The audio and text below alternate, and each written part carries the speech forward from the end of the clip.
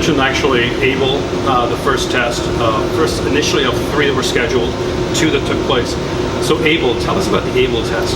So shot Able took place on July 1st, 1946, at about 9 a.m. Standard Time, Bikini Time, which would be about 6 p.m. Eastern Standard Time here in the United States. The bomb was dropped from a B-29, codenamed Dave's Dream, which took off from Kwajalein. Coincidentally, its backup plane was the Enola Gay, commanded by Colonel Paul Tibbets. Dave's Dream had been practicing the bombing run, and the plan was to drop the bomb over the battleship Nevada, which had been painted kind of a red-orange with white gunnels and white gun barrels to make it stand out among the target ships. But the problem of the Mark III bomb came into play, and while the bomb detonated at 518 feet above the target ships, it missed Nevada by about 710 yards, so about half a mile. The end result was it inflicted very little damage. It had a yield of about 23 kilotons, but because it didn't hit the large concentration, about 20 ships within a 1,000-yard circumference, since it missed those target ships, it only sank about 5 vessels. It did sink the cruiser Sakawa, but more unfortunately, it sank some of the vessels with the critical instrumentation to actually monitor the Able test and gather information. The other downside to the Able test is from a media perspective, because we have to remember there's several hundred foreign press, American press, foreign observers, members of Congress came out to observe the test. We even had Soviet and Polish observers from the Eastern Bloc. A lot of people came away thinking Able was a dud. You know, it didn't seem to sink a lot of ships. It didn't make a lot of noise. Now realize they were about 10 miles away. They're seeing this over the horizon. But they said, that's it? You know, I thought the atomic bomb was to cause all this massive destruction and chaos. That's it? And so the reaction from a lot of the news articles coming out was that atomic bombs, they're not anything special.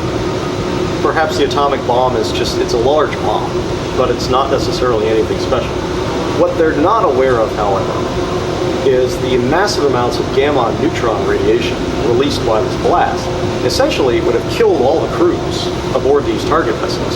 So even if you don't sink the ship, you've incapacitated the crew to such a degree that they no longer can participate in combat operations.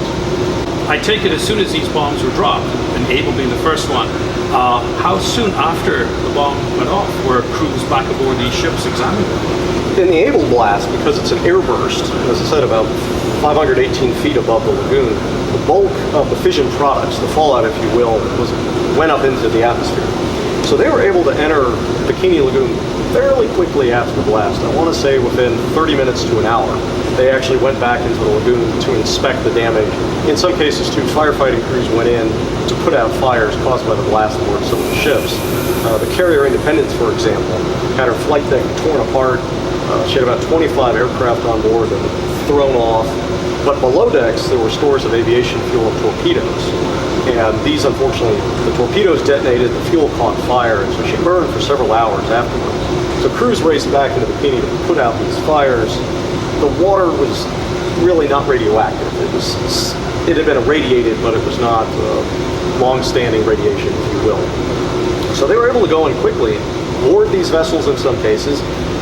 There was a submarine involved. They literally got her running and actually sailed the smashed up submarine around the lagoon. I want to say it was the USS Skate. In addition to that, the press came in, they grabbed photographs, all the while with signs saying, please, no smoking. So there was some understanding that this is bad, the radiation is there and it's a threat, but it's almost consciously you don't want to believe it. You can't taste it, you can't feel it, you can't see it, you can't sense it. You can electronically detect it with Geiger counters.